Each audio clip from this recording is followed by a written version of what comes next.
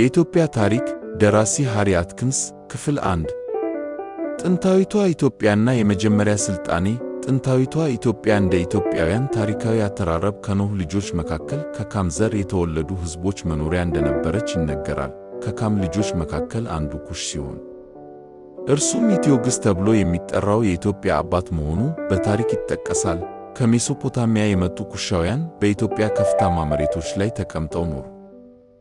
ከዚያም በኋላ ኢትዮጵያውያን ከቀይ ባህር አካባቢ የሚኖሩ ሕዝቦች ጋር የንግድ ግንኙነት ጀመሩ። በዚያን ዘመን የግብፅ ንግሥት ሐትሽፕሱት ከኢትዮጵያ ጋር ለንግድ ግንኙነት መርከቦችን በቀይ ባህር በኩል ላከች።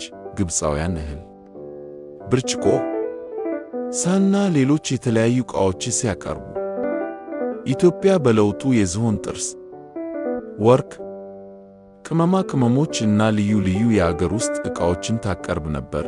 በዚያ ጊዜ የተጠቀሙባቸው መርከቦች ምስል በንግሥቲቱ ቤተ መቅደስ ግድግዳ ላይ ተስሎ እስከ ዛሬ ድረስ ይታያል። ከዚያ በ1000 ዓመት ገደማ በኋላ ንግሥት ሳባ ንጉሥ ሰለሞንን ለመጎብኘት ወደ ኢየሩሳሌም መጣች ተብሎ በመጽሐፍ ቅዱስ ተጽፏል። ንግሥቲቱ የንጉሥን ጥበብና ታላቅነት ተመልክታ ለፈጣሪዋ ምስጋና አቀረበች። እንደ ኢትዮጵያውያን ታሪካዊ አተራረብ ንግሥት ማክዳ ከንጉሥ ሰለሞን ጋር ካደረገችው ጉብኝት በኋላ ቀዳማዊ ምኒልክ የተባለ ልጅ ወለደች። ምኒልክም በኋላ የኢትዮጵያ ንጉሥ ሆኖ የንጉሠ ነገሥታት ሥርዓትን መሠረተ። ከዚያ በኋላ ከአረብ ሴማውያን የመጣው የሳባውያን ሥልጣኔ በኢትዮጵያ ተስፋፋ።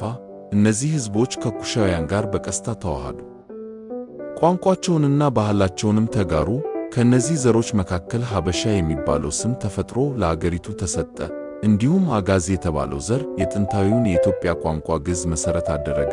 ኩሻውያንና ሴማውያን በቀስታ አንድ ሕዝብ ሆነው በሰሜናዊ ኢትዮጵያ በአክሱም አካባቢ አንድ ኃያል መንግሥት መሠረቱ። ክፍል 2 የአክሱም መንግሥት። ንግድና የውጭ ግንኙነት። ኩሻውያንና ሴማውያን በቀስታ አንድ ሕዝብ ሆነው ከቆዩ በኋላ በሰሜናዊ ኢትዮጵያ ከፍታማ መሬቶች በአክሱም አካባቢ ኃያል መንግሥት መሠረቱ። ይህ መንግሥት በንግድ በሥልጣኔና በአስተዳደር በፍጥነት እያደገ ሄደ። ከታላቁ አሌክሳንደር ሞት በኋላ የግብፅ ግዛት በቶለሚያውያን እጅ ገባ። ዳግማዊ ቶለሚ ለንግድና ለጉብኝት በቀይ ባህር መርከቦችን ላከ። ከእርሱ የሚፈልጋቸው ዕቃዎች መካከል አንዱ ለጦር ሰራዊቱ አገልግሎት የሚውሉ የአፍሪካ ዝሆኖች ነበሩ። መርከበኞቹ በበርኒስ ተብሎ በሚታወቀው ወደብ ቆመው ከዚያ በመነሳት ከኢትዮጵያውያን ጋር የንግድ ግንኙነት ጀመሩ። በዚህ መንገድ የግሪክ ካፒቴኖች ኢትዮጵያን በመጎብኘትና ከእርሷ ጋር በመነገድ የመጀመሪያዎቹ አውሮፓውያን ሆኑ። የአክሱም መንግሥት ዋና የባህር በር እንደነበረው የሚታመነው የአዱሊስ ወደብ ነበር። ከአዱሊስ እስከ አክሱም ያለው መጓጓዣ በብዙ ጊዜ በግመል ይካሄድ ነበር። ይህ ጉዞ አንዳንድ ጊዜ እስከ 20 ቀናት ይፈጅ ነበር። በመንገዱም ከተሞችና ምሽጎች ተቋቁመው ንግድንና ጓዝን ይጠብቁ ነበር። አክሱም መንግሥት በኃይልና በሥልጣኔ እያደገ ሲሄድ ከተማዋ አክሱም በፍጥነት ተስፋፋች። ንጉሥ በታላላቅ ግንብ ቤቶች ይኖር ነበር። በከተማዋም የድንጋይ ቤቶች ብዛት ነበር። በአክሱም የተሠሩት ታላላቅ የድንጋይ ሐውልቶች፣ ሐውልተ ኃይሎች በአስገራሚ ሥነ ሕንፃ ተሠርተዋል። እነዚህ ሐውልቶች ከአንድ ድንጋይ ብቻ ተቀርጸው የተሠሩ ሲሆኑ ከእነርሱ መካከል አንዳንዶቹ ከ30 ሜትር በላይ ከፍታ ነበራቸው። አንዳንዶቹ ለፀሐይና ለጨረቃ አምልኮ እንደተጠቀሙ ይታመናል። አክሱም በውሃ አቅርቦትም የተዘጋጀ ነበር። የዝናብ ውሃን በታላላቅ ኩሬዎች በመከማቸት በቦና ዘመን ለከተማው አገልግሎት ይውል ነበር። አገዛዙ የተደራጀ ሲሆን ገንዘብ በማቅረብ የንግድ ሥርዓት ተጠናክሮ ነበር። ከግሪኮች ጋር የነበረው ግንኙነት የግሪክ ቋንቋና ባህል በአክሱም መንግሥት እንዲተስፋፋ አደረገ። ንጉሣት በገንዘባቸው ላይ የግሪክ ጽሑፍ ያስጻፉ ነበር። አንዳንዶቹም የግሪክ አማልክትን ያመልኩ ነበር።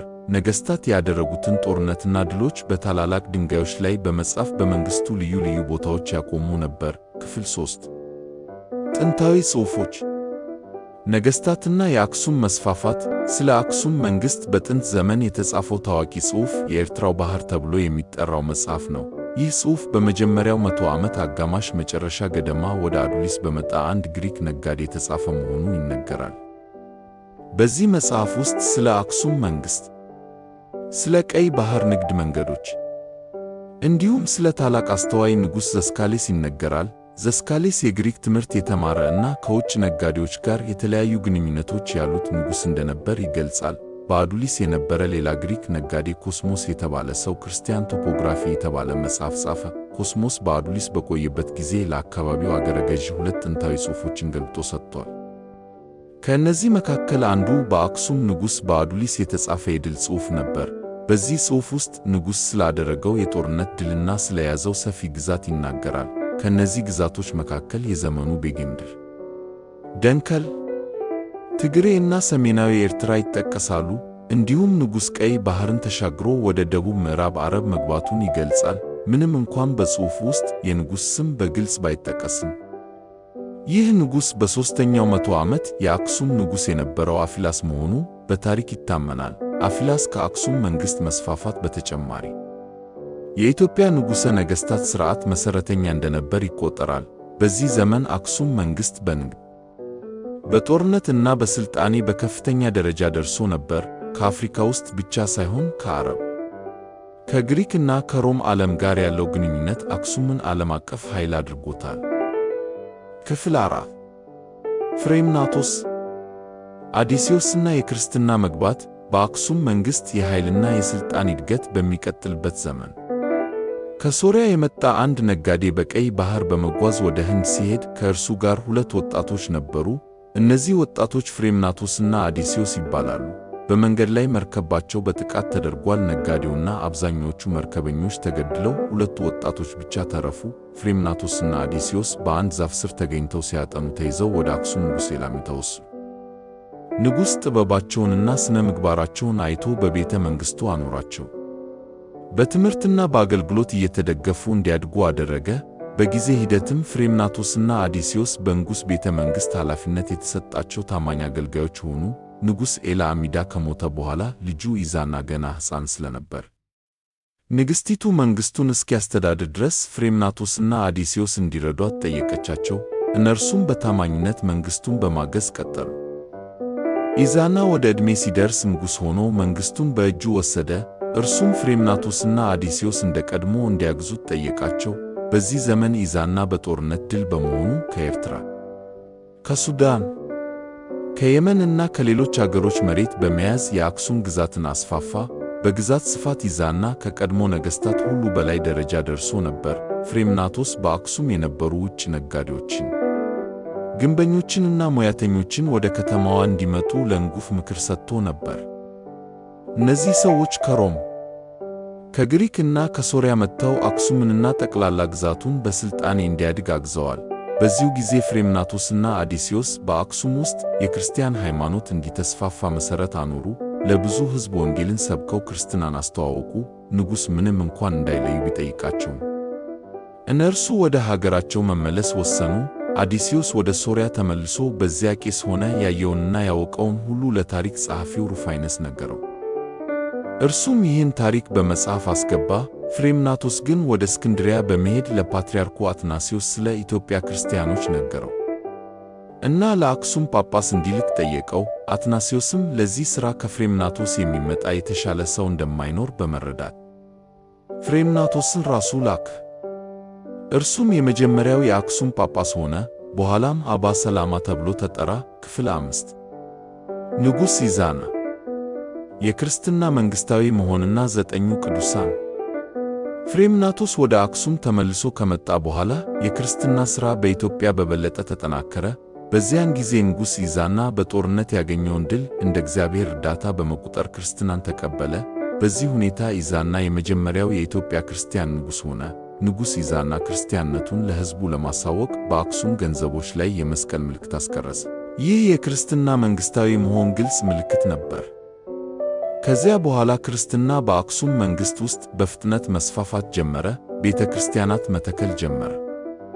ከእነርሱም መካከል በጣም ዝነኛው የአክሱም ጽዮን ማርያም ቤተ ክርስቲያን ነው። ይህ ቤተ ክርስቲያን በኋላ በኢትዮጵያ ክርስቲያን ታሪክ ውስጥ ከፍተኛ መንፈሳዊ ቦታ ያገኘ ሆነ። ከፍሬምናጦስ ዘመን በኋላ ከሶርያ አካባቢ የመጡ ብዙ መነኮሳት ወደ አክሱም መጡ። እነዚህ መነኮሳት በኋላ 9 ቅዱሳን ተብለው ተጠሩ። 9 ቅዱሳን የክርስትና ትምህርትን በማስፋፋት መጽሐፍ ቅዱስን ወደ ግዕዝ በመተርጎም እና ገዳማትን በመመስረት ትልቅ ሚና ተጫወቱ። እነዚህ መነኮሳት በሰሜንና በመካከለኛ ኢትዮጵያ ገዳማትን በመሠረት ክርስትናን ከከተሞች ወደ ገጠር እንዲደርስ አደረጉ። በዚህ ሂደት ግዕዝ ቋንቋ የቤተ ክርስቲያን ዋና ቋንቋ ሆነ። ግሪክኛ ግን ቀስ በቀስ ከጥቅም ውጭ መውጣት ጀመረ። እንዲሁም የኢትዮጵያ ኦርቶዶክስ ቤተ ክርስቲያን የግብፅ ኮፕቲክ ቤተ ክርስቲያን የቀን አቆጣጠር ሥርዓትን ተከትላ 12 ወራትና ተጨማሪ ቀናት ያሉትን ዓመት መጠቀም ጀመረች። እንዲሁም የግብፃውያን በዓላትና ሥነ ሥርዓቶች በኢትዮጵያ ቤተ ክርስቲያን ተቀላቀሉ። ክፍል 6 ከይዛና በኋላ ግዕዝ መበርታትና ንጉሥ ካሌብ ከንጉሥ ይዛና ዘመን በኋላ አክሱም መንግሥት በክርስትና መሠረት ላይ በተጠናከረ መልኩ መቀጠል ጀመረ። በዚህ ዘመን ግሪክ ሥልጣኔ ቀስ በቀስ ከኢትዮጵያ መውጣት ጀመረ።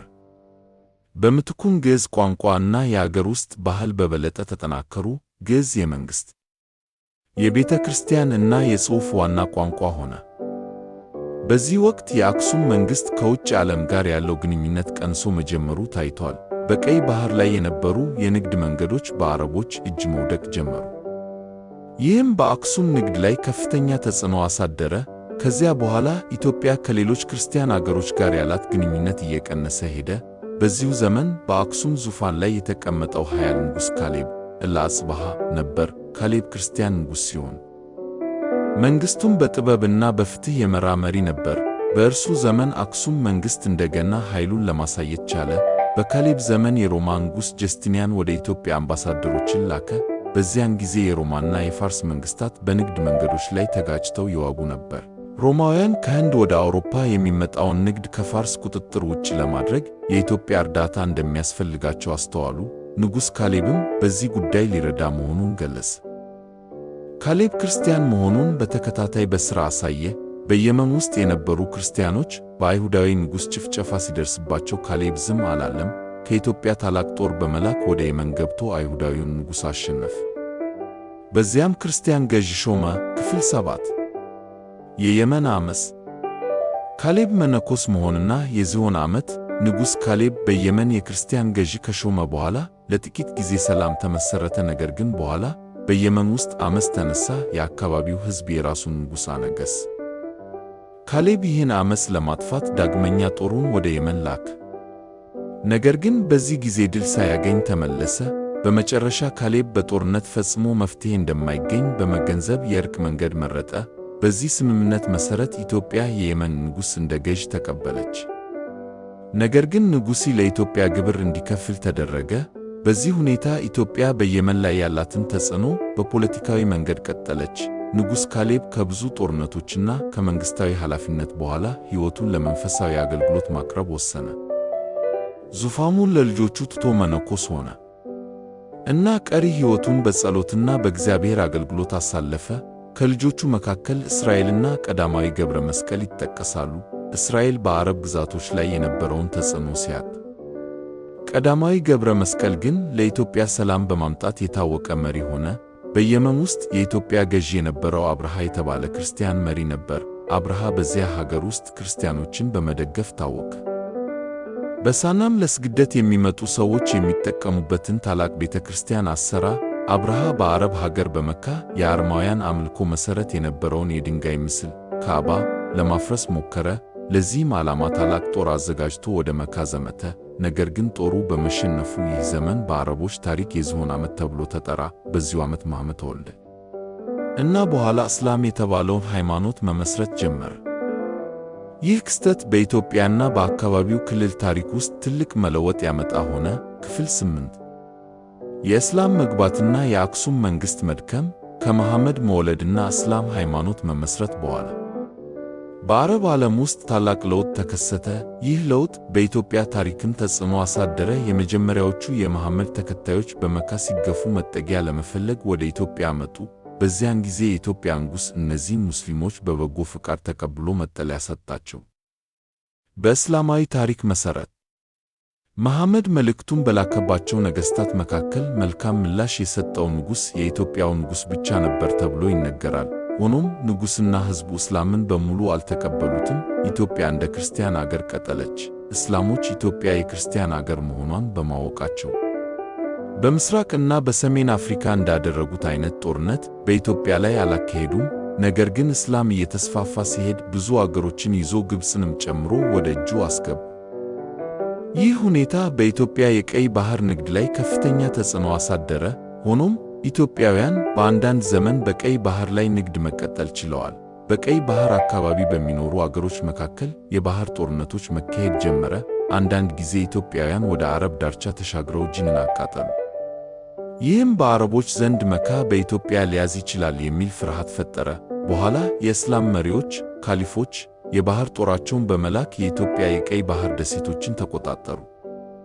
እንዲሁም የአዱሊስ ወደብን ከጥቅም ውጭ በማድረግ የአክሱም ንግድ እንዲዳክም አደረጉ። ከዚያ በኋላ በቀይ ባህር ላይ ለመጓዝ የአረቦች ፈቃድ ማግኘት አስፈላጊ ሆነ። በዚህ ሁኔታ ኢትዮጵያ ከሱዳንና ከግብፅ ጋር ያላት የመጓጓዣ መንገድ እየተከበደ ሄደ። አክሱምና ሰሜናዊ ኢትዮጵያ ከሌላው ዓለም በግልጽ ሁኔታ መቋረጥ ጀመሩ። የአውሮፓ ክርስቲያናትም ኢትዮጵያ ለመድረስ እጅግ ብዙ ጊዜ ውጭ ሰዎች ወደ ኢትዮጵያ የሚገቡት ከእስክንድሪያ ፓትርያርክ አዲስ ጳጳስ ሲላክ ብቻ ነበር። አንድ ጳጳስ ከሞተ በኋላ ሌላ እስኪመጣ ድረስ ብዙ ዓመታት ይፈጅ ነበር። ቢሆንም ኢትዮጵያ ከዓለም በአንድ ደረጃ ተለይታ ብትኖር የራሷን ሃይማኖትና ሥልጣኔ በማጠናከር መቀጠል ቻለች።